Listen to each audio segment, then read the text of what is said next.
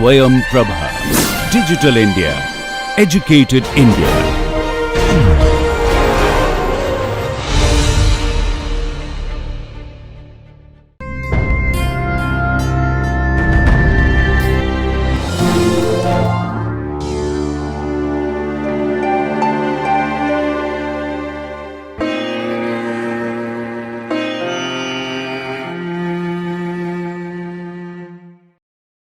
Welcome dear learners. This is a video for the subject of education for the course of Bachelor's in Education and for the paper of Child Development and Learning. This topic is under intelligence and this lecture is going to focus on the theory of multiple intelligences given by Howard Gardner. This video is recorded by Dr. Iram Khan. The course coordinator and the presenter or subject matter expert for this video is Dr. Iram Khan from Jamia Millia Islamia, New Delhi. And the academic expert or reviewer for this video is Professor Jasim Ahmed from Jamia Millia Islamia, New Delhi. This video is produced under the project DTH Swayam Prabha channels of MHRD, New Delhi. Hello dear learners, I am Dr. Iram Khan, Assistant Professor at IASC Faculty of Education, Jamia Millia Islamia. Today we are going to discuss one of the major topics from the theme of intelligence, which is the theory of multiple intelligences by Howard Gardner. So let us start the discussion. The objectives of this discussion are that we are going to define the multiple intelligences, various types of intelligences proposed by Professor Howard Gardner, then the attributes and features of the multiple intelligences, and the educational implications of the theory of multiple intelligences. First of all, let us see that what exactly we mean by intelligence. So intelligence has been defined in many different ways. It can be a very general mental capability that among other things involves the ability to reason, plan, solve problems, think abstractly, comprehend complex ideas, learn quickly and learn from experiences. It is not merely bookish learning, a narrow academic skill, or test taking smarts. Rather, it reflects a broader and deeper capability for comprehending our surroundings, catching on, making sense of different things, or figuring out what to do, what to have. So all these capabilities, if we combine all these things, we can say that we create a kind of phenomenon which can be told as intelligence. So now let us see what exactly this theory of multiple intelligence says. So a general perception of learning abilities of people is restricted to three basic categories. These are, the first category is visual learners, then the auditory learners, and the kinesthetic learners. But there are many theories and approaches towards human potential of learning through multiple ways. So we are right now making a premise to learn this theory of multiple intelligences. In order to do this, let's see that what exactly will be the first thing which we have to discuss about the theory of multiple intelligences. We have seen that the broad categories of broad or the basic categories of general perception or learning abilities are the three of these which we have mentioned: the visual learners, the auditory learners, and the kinesthetic learners. uh, so among these, the theory of multiple intelligences proposed by Dr. Howard Gardner, who is a professor of education at Harvard University, is having great importance. So in the year 1983, through his book Frames of Mind, the theory of multiple intelligences, Gardner proposed this theory. Initially, Gardner reported 7 types of intelligences as an outcome of his work in psychology and human cognition and also human potential. So, but today, right now, we have a list of 9 different intelligences with the possibility of even expansion uh, of many more types in future. So, This theory is the focus of today's discussion. Uh, Whenever we are talking about the theory of multiple intelligences, this particular terminology or this particular thing which is called as human potential is the foremost thing which we have to discuss. So in this context, the human potential can be connected to a person's preferences to learning. Gardner has focused on human potentials, which comes out of the facts that every individual has a unique blend of intelligences and capabilities. Here, the intelligences can be regarded as skills. So, these skills are developed by individuals for solving different type of problems. So, this human potential was given a very kind of specific place in the theory of multiple intelligences by Howard Gardner. Now let us see what is the this theory is all about, the theory of multiple intelligences. So this theory has emerged from the cognitive researches done by Professor Howard Gardner and makes the documentation of the extent to which individuals possess different kinds of mental abilities and therefore they learn, they remember, perform and understand in different ways.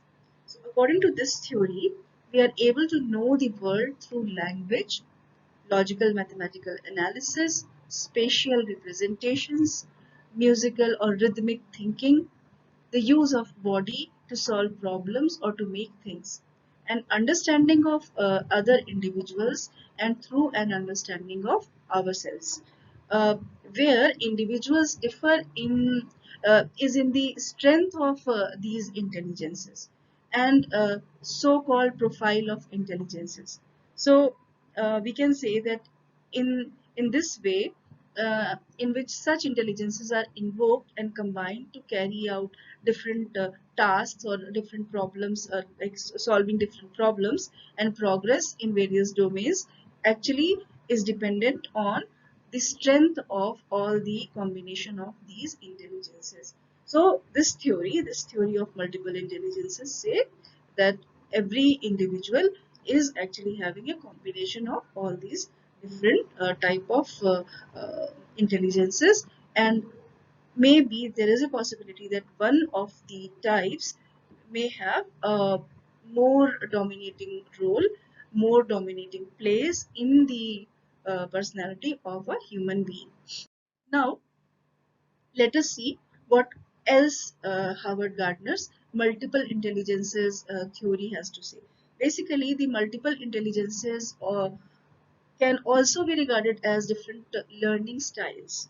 So, in the theory of multiple intelligences developed by Gardner, there is the provision of 9 different and independent domains of intelligence, which can be regarded as verbal linguistic, logical mathematical, spatial visual, bodily kinesthetic, musical rhythmic, interpersonal, intrapersonal, naturalist, and existential intelligences. He has a view that the individuals who fail in some of them may excel in others. So Gardner further mentioned that schools and educational institutions traditionally emphasize only linguistic and logical abilities while neglecting different other forms of intelligence. So now we have to see that what exactly this learning style is all about. So let us see and discuss the different categories of intelligences or learning styles proposed by Gardner in detail. So the first one which is mentioned here is the verbal linguistic intelligence. What exactly this mean? So the individuals having this learning style tend to use words very effectively. These learners have highly developed auditory skills and often think in words. They like reading, playing word games, making up poetry or stories. So they can be taught by encouraging them to say and see words, read books together. Tools including computers or different multimedia games or multimedia activities, books, tape recorders and different lectures can be a good tool for learning for these type of students or learners who have this type of particular learning style or the intelligence. So the best professions suited for these guys uh, will be of copywriters, editors, historians, journalists, then lawyers, linguists, then poets, then even in public relations and media consultancy. They can be good speakers, teachers, trainers, can be good translators in the media industry for TV and radio presentations, voiceover artists. These people can do very good job. They can even be good writers. So this is the first one, which is verbal linguistic intelligence. Now let us see the next one, which is logical mathematical intelligence. So what exactly this logical mathematical intelligence mean? These individuals who have this type of intelligence have uh, this learning style which is tend to using reasoning and calculating very effectively. They think conceptually, abstractly, and are able to see and explore patterns and relationships in a very efficient manner. They like to experiment. They like to solve different puzzles, uh, problems, and they ask different questions which are very uh, typical in nature. So this type of learning style or specific intelligence is covered under the logical mathematical intelligence. These people, they can be taught through different logical games, then investigations, mystery solving activities, and such type of different activities. So they need to learn and form concepts before they can deal with details. Otherwise, they can be confused. So this is also one of the limitation that first of all they need to form the concept before they deal with the intricacies and the details of actually going ahead and learning the concept in a more rigorous manner. So the best professions suited for them will be of a statistician or an analyst, arbitrator or a banker, computer programmer, then accountant, maybe an engineer, insurance broker, researcher, or a scientist, and maybe a trader. So all these professions will best suit to a person who is having the learning style or a specific intelligence which is inclined more towards logical mathematical type. Now let us see the next type. So now let us see the next type, which is spatial visual intelligence. So the individuals having this learning style think in terms of physical space. It is found in the architects and sailors, or those who are driving the big ships and different convoys. So they are very much aware of the environment and like to draw, play with jigsaw puzzles, read maps, uh, and use to be daydreamers. So the best way to teach them is through drawings, through verbal and physical imagery, uh, and many more such type of activities. The best tools for teaching them are through the different photographs, charts, then graphics, the 3D modeling, videos, different models, drawings, multimedia, and textual material with pictures, graphs. So these people can be best if they follow a profession which can be in architecture. They can become good architects, artists, cartographers, who make or draw the maps, then city planners, engineers, graphic designers, inventors, landscape architects, photographers, sculptors, and such type of professions where there is a need of looking more keenly towards the space, the relationship of space and the visual approach to see something. So this is spatial visual intelligence. Now let us see the next type. The next type is bodily kinesthetic intelligence. So the individuals coming in this category can use their body very effectively. They have keen sense of body awareness. They like movement, making things. They touch very properly. They touch things in a very meaningful way. So the dancers and surgeons are the best examples of having this type of learning style or this type of intelligence, the bodily kinesthetic type of intelligence. They communicate well through body language and be taught through physical activity, hands-on learning, acting methodology, or role playing. So the best tools for teaching them include equipment and real objects. They can be given the equipment and real objects, and they can be asked to make a practical attempt. So they will learn best through this. So they can be good anthropologists, athletes, biologists, dancers, geologists, instrumentalists, then health workers or nurses, physical education teachers, surgeons, physical therapists, then different physicians, actors, and even sign language interpreters. So this particular type is the bodily kinesthetic intelligence. Now let us see the next type. So this type is the musical rhythmic intelligence, or you can just call it as musical intelligence. So the individuals with dominating musical intelligence show sensitivity to rhythm and sound. They love music, but they are also sensitive towards sounds in their environments. They may study better with music in the background.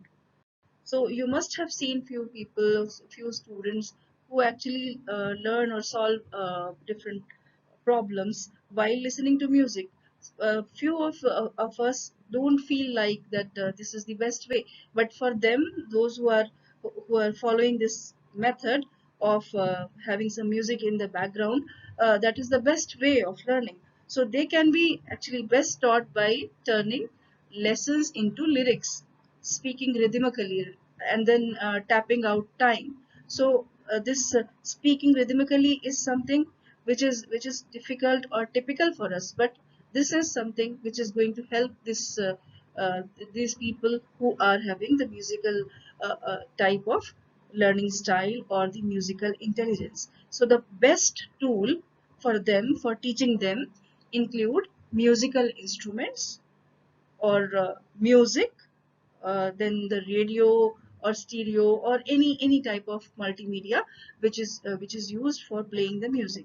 So these people can be good acoustic engineers, then DJs or composers, entertainers, then noise analyst or environment analyst or music producers, musical instrument specialists, then singers, then musical performers, uh, voice coaches. So these type of professions will best suit to them.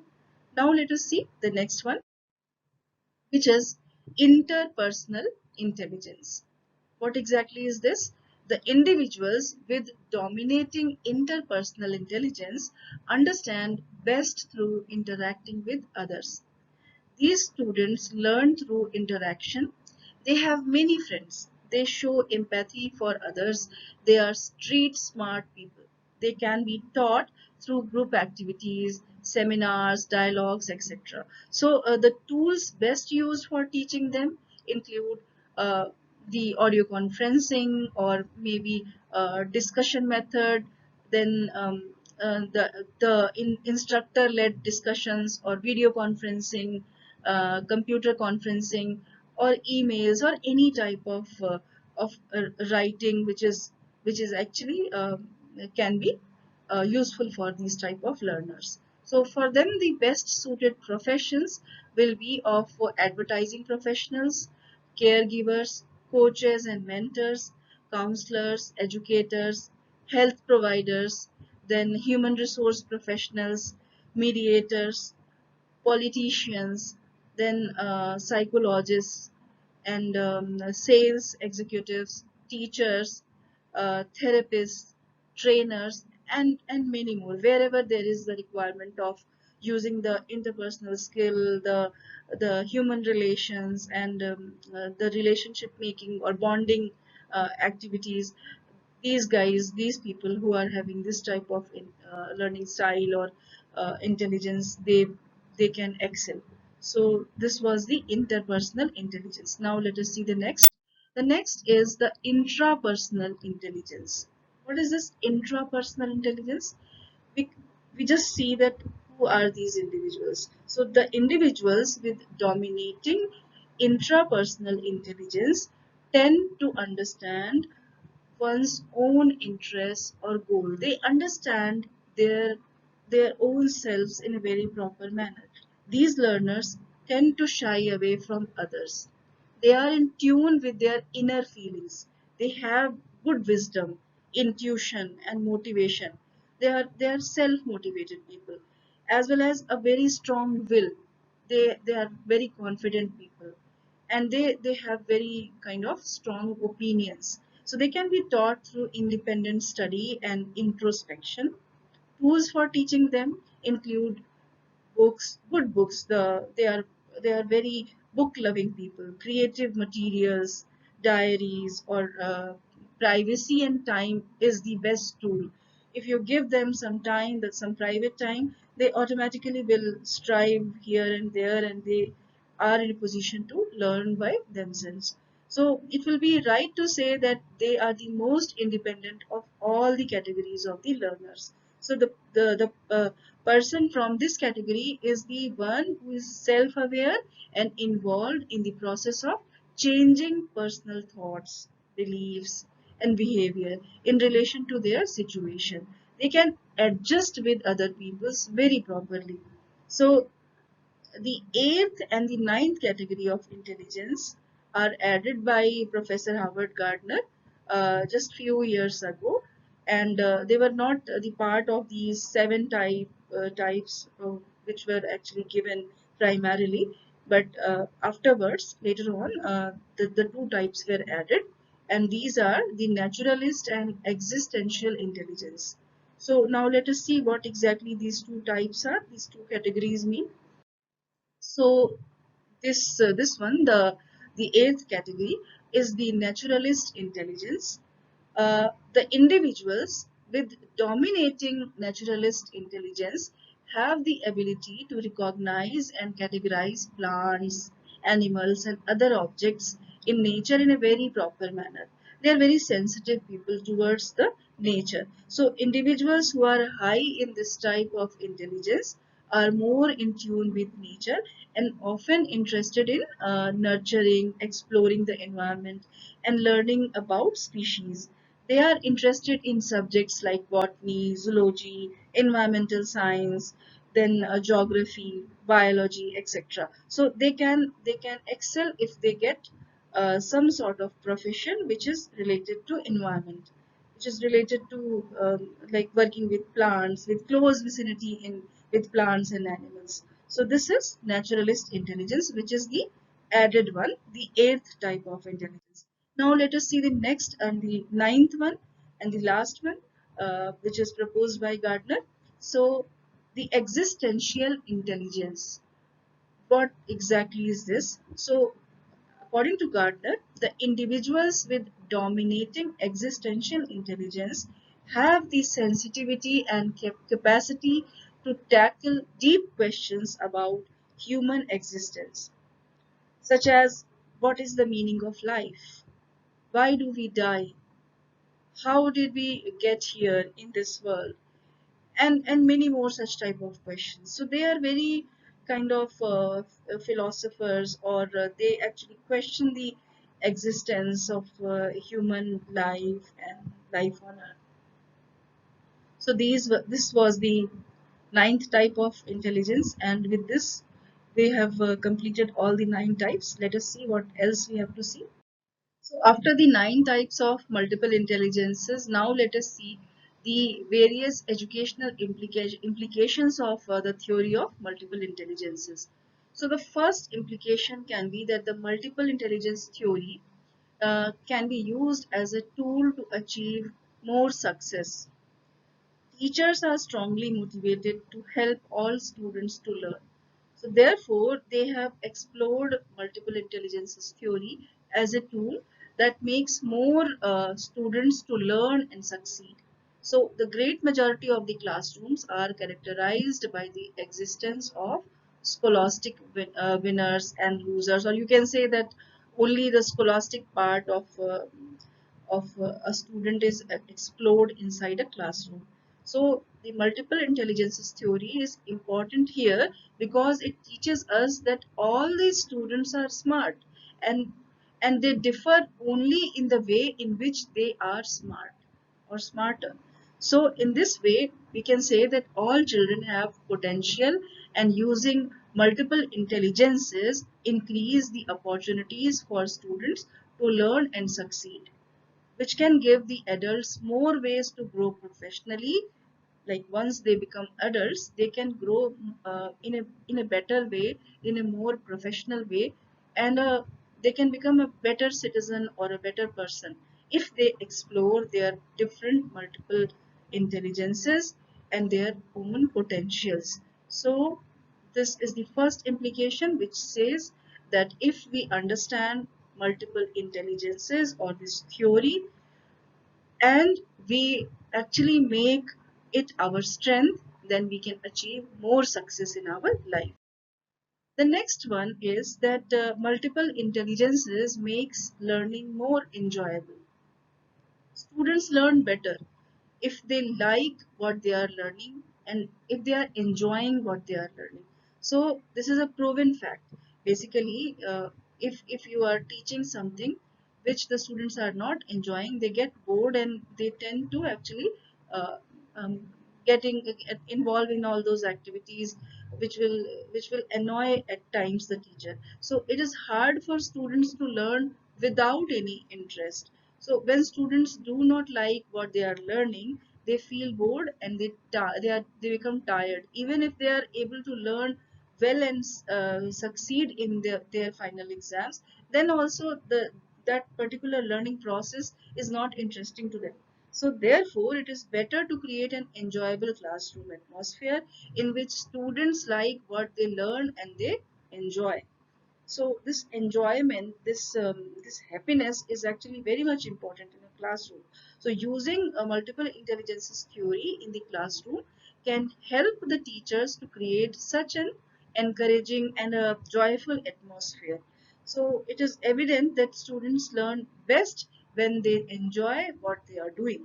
So giving them the opportunity to display their talents, learn new skills without the fear of embarrassment or the fear of failure, or maybe that they will be mocked, or there will be uh, the other peer group is going to make a mockery of them. So if the teacher can maintain such type of environment where the child is not embarrassed to actually perform whatever he or she likes to do, then the teacher and the student relationship will also strengthen, and this child, the student, will also become very much keen towards showing or showcasing his or her talent in the classroom, and in this way this learning process will become most enjoyable for this learner. So this can be in this way, for making the classroom enjoyable, this multiple intelligences theory, the understanding of this theory will be very much helpful. Now, let us see that what exactly multiple intelligences theory acknowledges. Basically, multiple intelligences theory acknowledges individual differences in learning. We know that all the students are different. All the students have some good qualities. So no, even no two persons in siblings are exactly the same. Even in the identical twins, you will find that there are certain things which are different. So even the same person is different from one period to another, or from one situation to another, in different ways. So you can find a person, when this person was staying at one place, he or she was showing different capabilities, and after few years when he is displaced and has gone to some other place, and now this person is very much like has gone involved in the activities at this different place.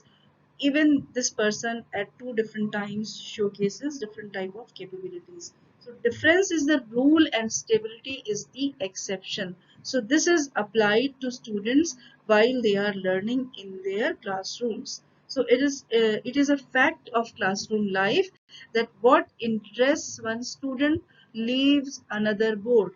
Literally two distractions, basically it can be a distraction for another student. So it is also a fact that the student who is the most enthusiastic on one day is often to become most bored on any other day. So this phenomenon can leave students uh, feeling like are not very much associated with whatever the teacher is actually teaching with. So at time it becomes frustrating, and the student feels guilty, or when once the results are not very proper, then even this child feels very much guilt.